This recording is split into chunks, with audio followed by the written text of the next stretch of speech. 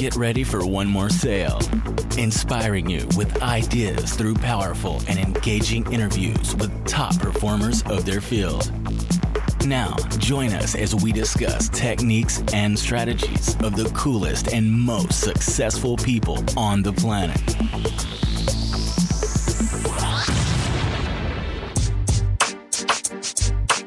David Hill here with One More Sale, Path to Mastery. Episode, my friends, number 26. Wow, can't believe it. 26 episodes already, and we are rocking. And this episode is nothing short of brilliant with Wendy Papasan. Wendy is out of Austin, Texas. She runs a top team. Guys, get this, in less than 6 years, no real estate experience, Wendy will close $70 million this year. Yes, $70 million. She also is expanding. She talks about just hiring talent, and she says the secret sauce is to find and hire the most talented people you can. And is that any surprise to my listeners? So just a tremendous interview with Wendy. She gives us so many tips, talks about the misconceptions with expansion. She talks about creating a massive vision. I mean, that's how you ultimately attract this talent, is to cast that vision and then show opportunities. I mean, people really need to see the opportunities if they're going to join. So she's done it. This is someone you want to listen to. So just enjoy this interview, share it, and I look forward to talking to you soon. Enjoy. So today I am with Wendy Papasan out of Austin, Texas. Hey, Wendy. Hey, David. Thanks for taking some time to hang out with us today. Absolutely. My pleasure. I'm doing great today. Couple things about you. I know you have an awesome team in Austin that we're going to talk about, Austin, Texas, that's only 6 years old and is doing great things. I think you guys already done $40 million, closed and pending, with a goal of 70. So that's tremendous in 6 years. That's right. Yep. And then you have another expansion in the St. Louis area. So we want to know more about that. Sounds like you've got a multiple business as well. You're a partner in Memphis, Tennessee. You can tell us about that. And then, really cool. I know Jay, your husband, personally, and he's a New York Times bestselling author, with the One Thing book, the Millionaire Real Estate Agent, all that great stuff. And you got two awesome kids, Gus and Veronica, and a dog named Taco and a cat named Midnight. That's right. Awesome. How did I know all that, right? Now you know everything about me. Yeah. So for our listeners, though, can you fill in some of those blanks? What don't we know that we should know? Sure. Well, what you probably don't know is that I was a stay-at-home mom for 5 years before I started in real estate. We were doing a lot of real estate investing. So Jay wrote The Millionaire Real Estate Investor. And at that time, we started buying rental properties. And I was the primary landlady. And I was also the one who was going in and kind of fixing and doing some flipping. We did a small subdivision in Austin here. And really, when my son was 5 years old, I decided that it might be a good idea to get my real estate license. But the primary reason I got my license was because many people don't know, my husband's actually, even though he's a super mega real estate expert, he's never really sold any real estate. And so I thought I would start a team to kind of give him some credibility as a realtor. And then it turned out that I was, pretty good at it. And so we've been able to grow the team from basically nothing and really working part-time my first 2 years in the business to a team of 11 now. And we're on track to close $70 million this year. Good for you. Well, that's awesome. Great accomplishment. So congratulations on that. And so let's talk about that too, because one of the other things on your bio, it says that your secret sauce lies in hiring Austin's most talented people. So tell us about that. Absolutely. Well, one of the gifts that I got, of course, was that, my husband's been business partners with Gary Keller for the last, 12, 13 years. And if you've been around Gary at all, you know that he's constantly telling all of his top people that the way to grow and the way to succeed in real estate is to hire as quickly as possible and also to hire the most talented people possible. Yes. So when you're in those meetings, David, and so gift that I had when I started was that I already had that mentality, that hiring mentality, and not just hire out of pain, but really look for someone who's really talented to grow the organization.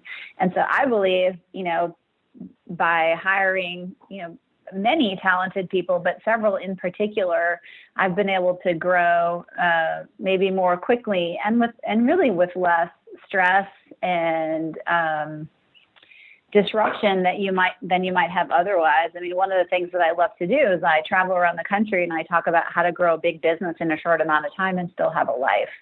And the way that you can do that is you hire talented people. Yeah, no, it's a great shortcut. So let's talk about some of those things in between that shortcut. So you had mentioned a lot of powerful things. You said hiring mentality. So I want to know what that looks like. And then the other thing that you said, that not hiring out of pain. So talk to us about those two things, will you?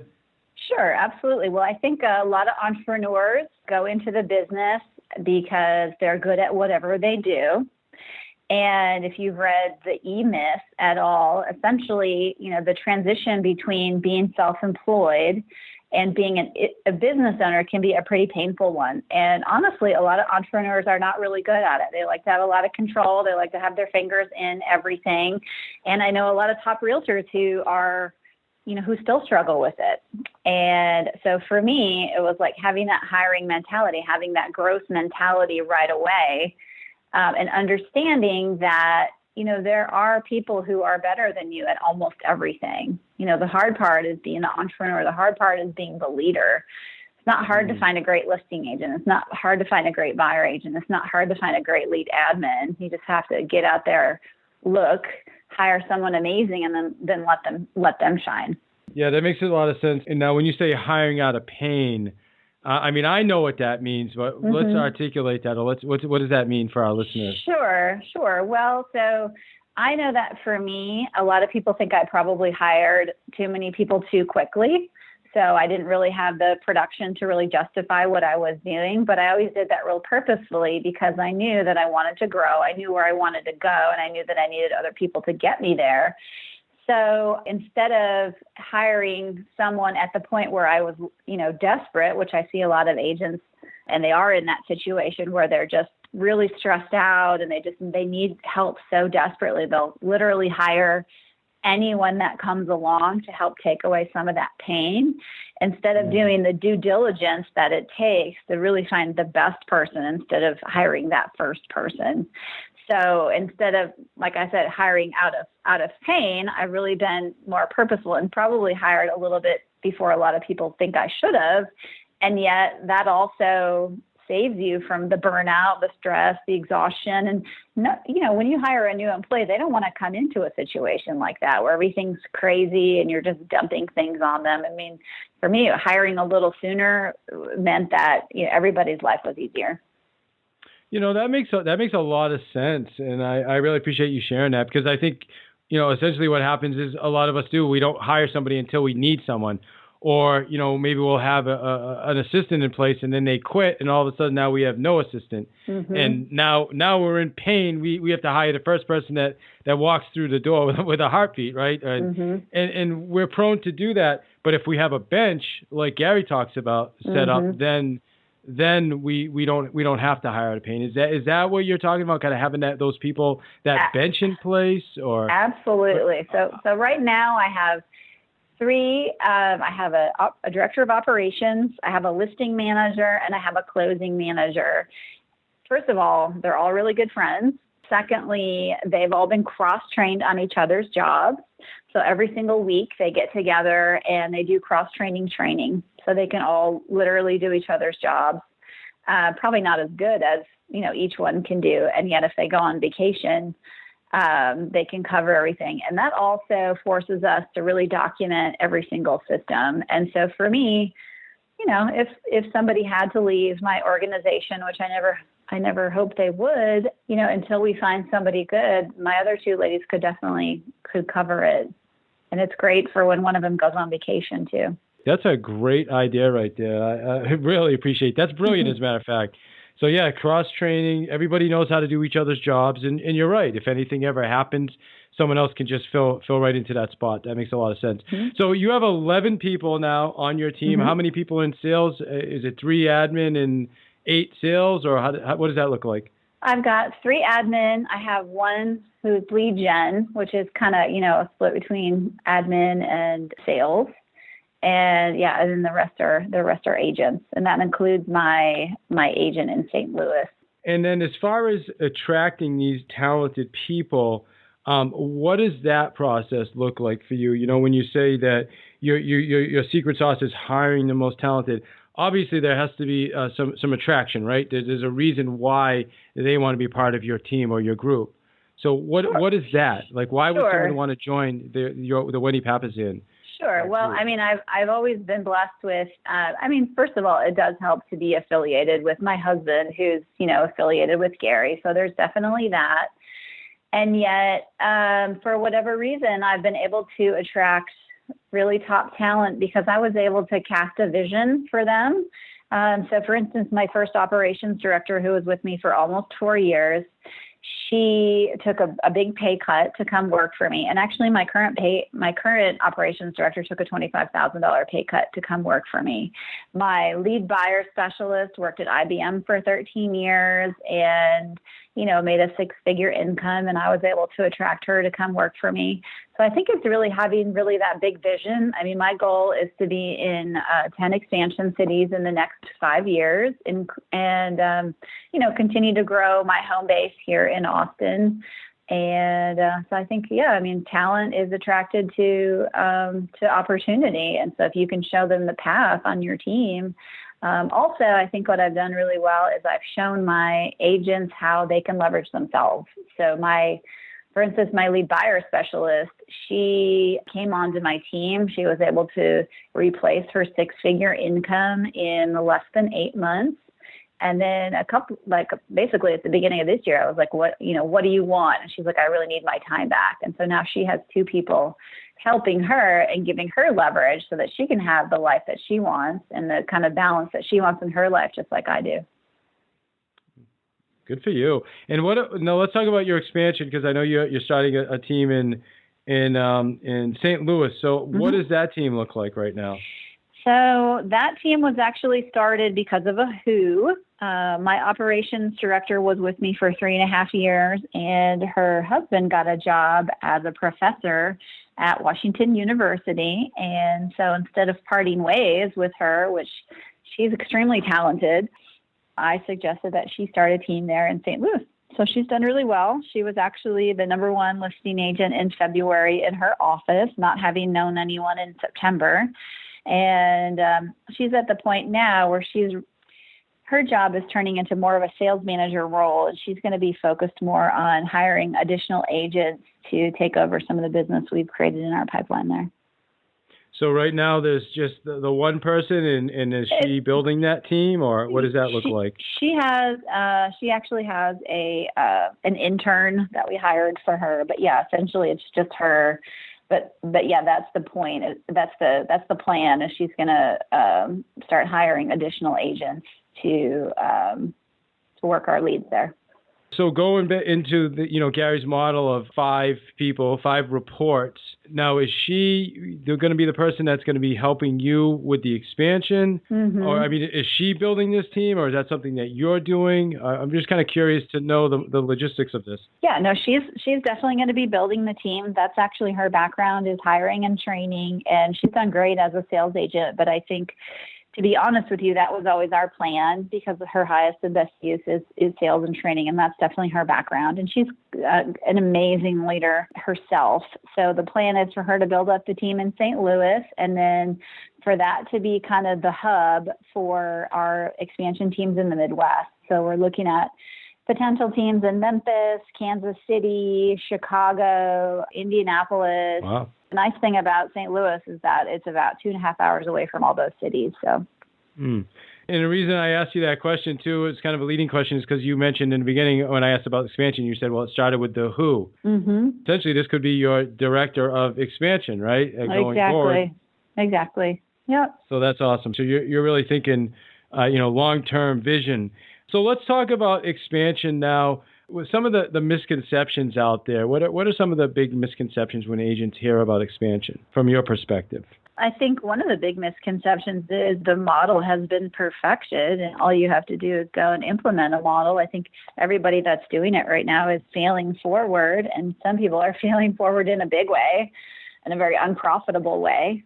So I would say that, you don't want, for me personally, I am perfectly happy getting it right in St. Louis before moving on to the next one. And I see other people who are just expanding all over the place, hiring people, not caring whether or not they leave Keller Williams because they haven't perfected the model, et cetera, et cetera. And so, I would rather take it a little bit slower, get it right, and then move forward and be successful in other places rather than just kind of throwing myself out there and spreading myself too thin. That makes a lot of sense. What are some of your biggest challenges right now with the two teams? Well, let's see. The challenge is always finding other great people. One of my main focuses is we just hired a listing agent here, so I am doing still some of the listings, but not all of them. So my main focus is really finding good people. That's always the struggle. So we are in a market here in Austin with 3.5% unemployment, where the average income is creeping up to about $65,000 a year. So in order for us to be competitive, we have to be, hire great people. We have to be really competitive. So just keeping that in mind. So is that like your primary role, Wendy? Are you looking for talent? Or are you still out there going on listing appointments, or what does your life look like? I'm doing both. I was about a year ago. I knew I had to get my listing count up enough so that I could step out of that role somewhat. So for the last year, I've been going on about 10 listing appointments a week, which for me personally is extremely exhausting. And so I just hired a very talented woman who's been going on a lot of those appointments for me, and I'm taking more of the kind of past client come with me appointments. So I'm doing that, but more like my goal is like to get 2 listings a week. And for me, that's going on about 2 appointments. And so that, and then just running the team and being the leader here, and then also really hiring talent. I have a goal of 2 listing appointments a week and 4 talent appointments. That's great. That was going to be my next question. I want to know how purposeful it was with finding the talent. So you said 4 talent appointments. And can I ask where are those appointments? I'm sure everybody wants to know. I just got done taking career visioning with Adam, and okay, awesome. Yeah, so that was awesome. That was a great course. I can't wait to take it again. But where are you finding these appointments? Like, where do these candidates come from? Well, the best people, I believe, is always going to be through your sphere and through referrals. I've definitely gotten some great people from Craigslist or Indeed.com, but still the best people are always going to come from inside the team. And, luckily I have a lot of connected folks on my team. And so I've got 11 who are constantly sending me names of people who might be a fit. And the conversation that I'm having with these people is real casual. They may or may not be looking for a job. Hopefully not. I'm looking for people who are already happily employed. And the conversation is really like, hey, so-and-so on my team said that you were someone that I should get to know. They said you were a person who's exceptionally talented, and I'd love to just get together and talk about a potential opportunity with you over coffee. And so those are the kind of appointments I'm going on. And it's really just building that bench. There's a lady on my team who I met a year before we hired her. She's been an amazing, phenomenal addition to the team. But it took us a whole year, first of all, for me to have a spot for her, and then for her to be in a place where she was ready to kind of go, commission sales. So that's just having that bench of people who can always be there when you need it. You are listening to One More Sale.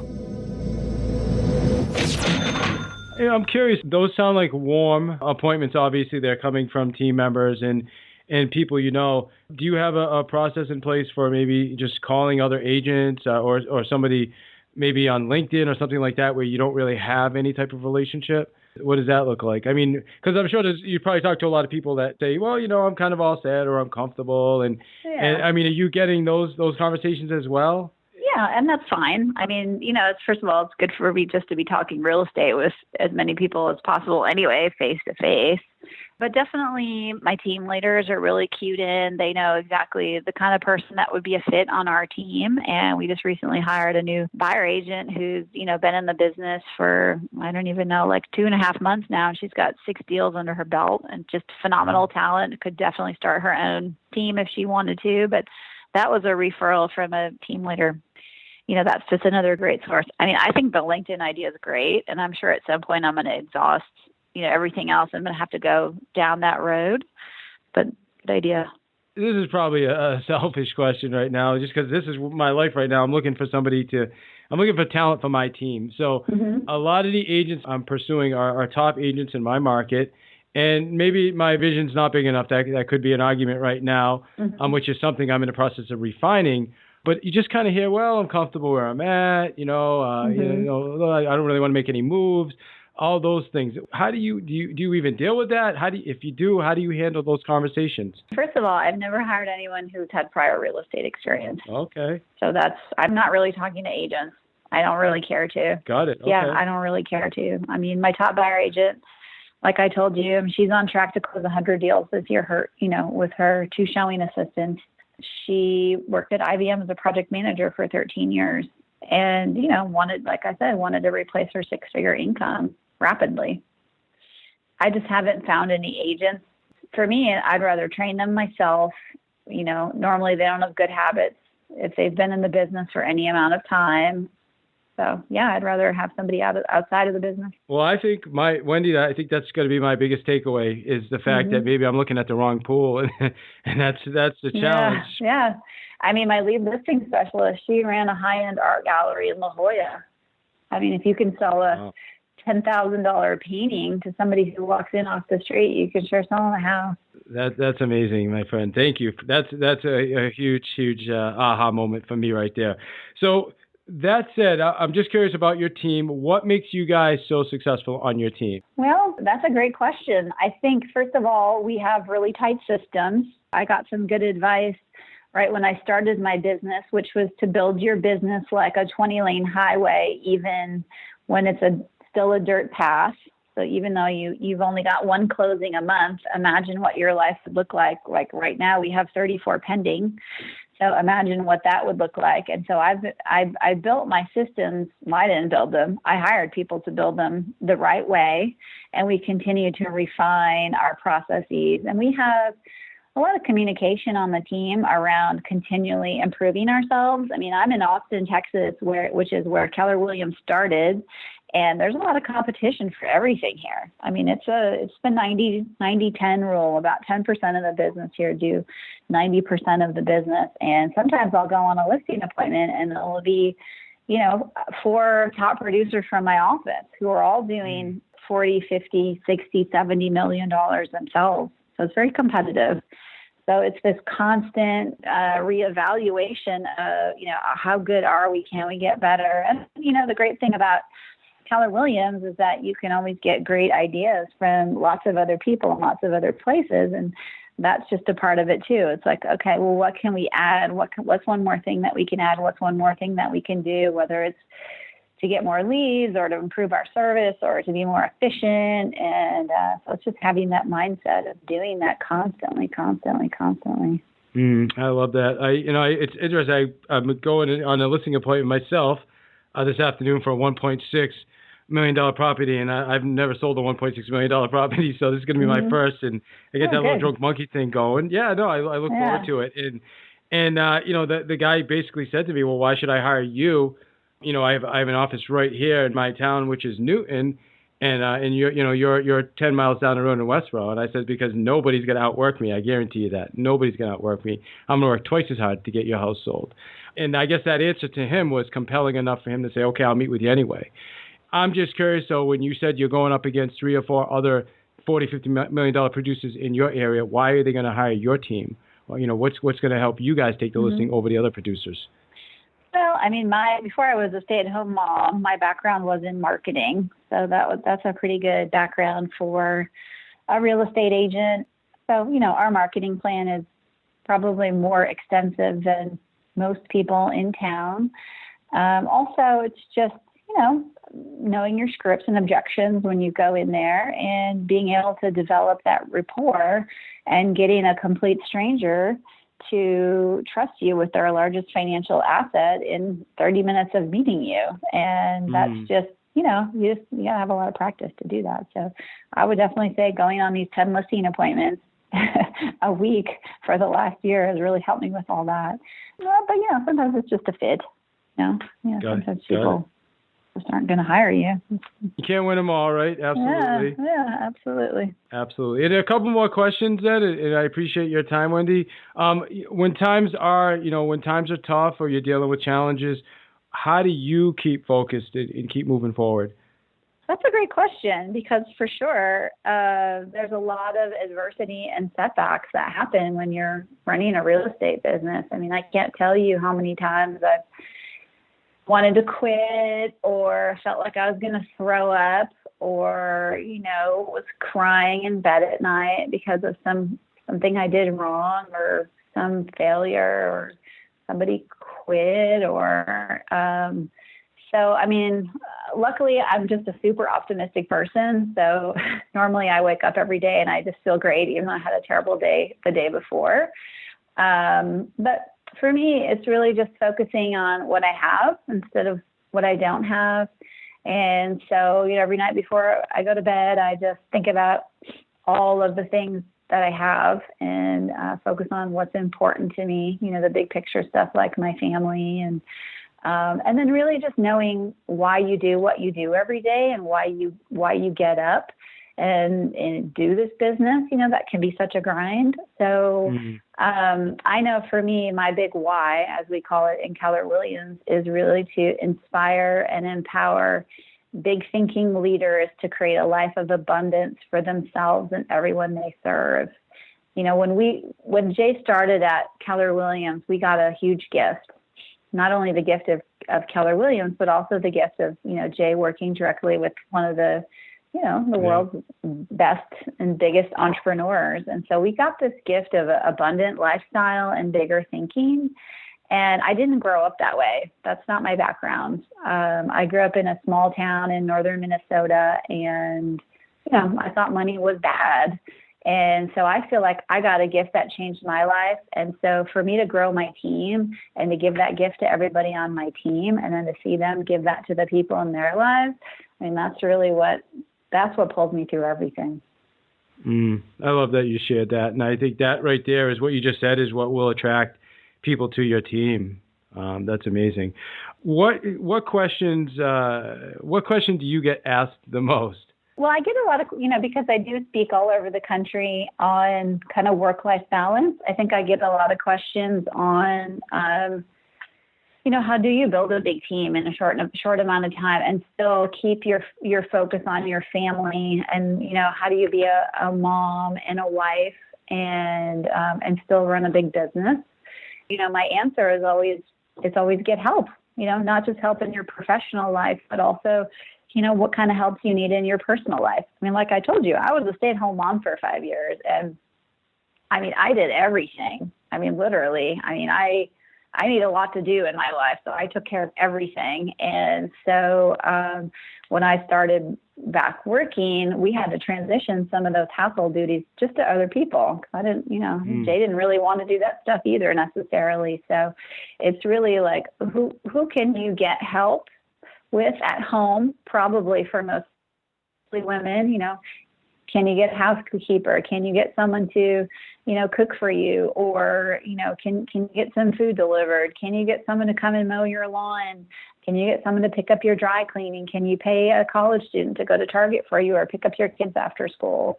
So I would say those are a lot of questions that I get because I'm really passionate about that. I think finding leverage at home for most people is their first domino. That's a great tip. That's a really great tip. Any books that you would recommend to our readers, like must read? If you're only going to read one book, this is the one to pick up.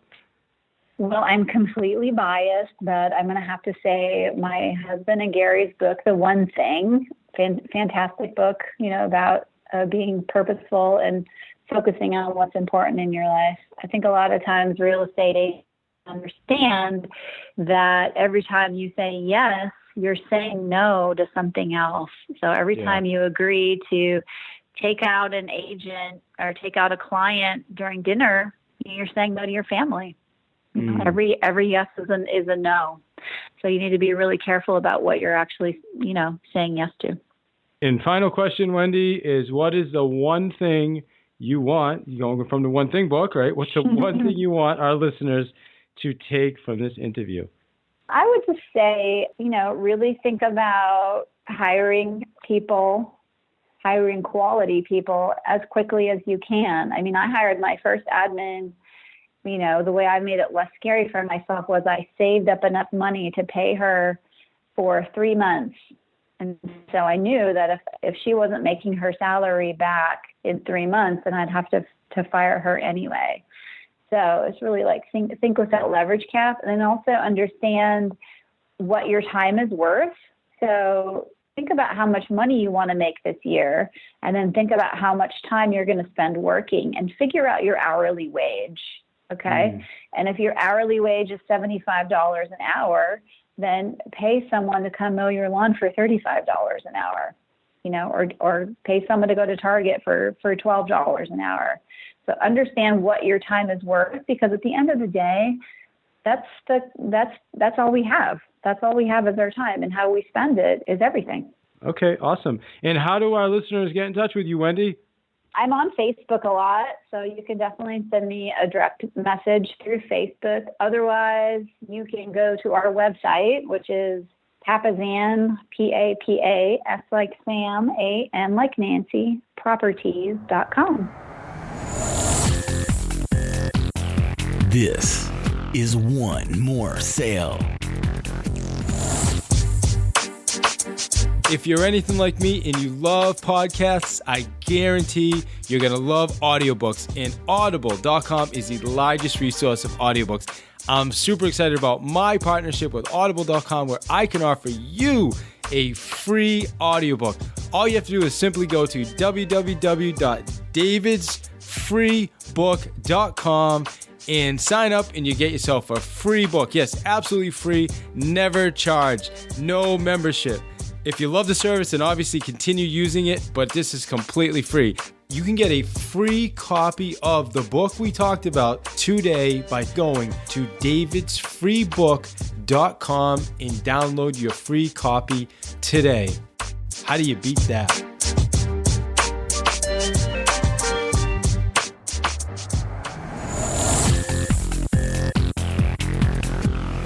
You are listening to One More Sale with your host, David I. Hill, author of the Sales Playbook. Get your copy at www.thesalesplaybook.net.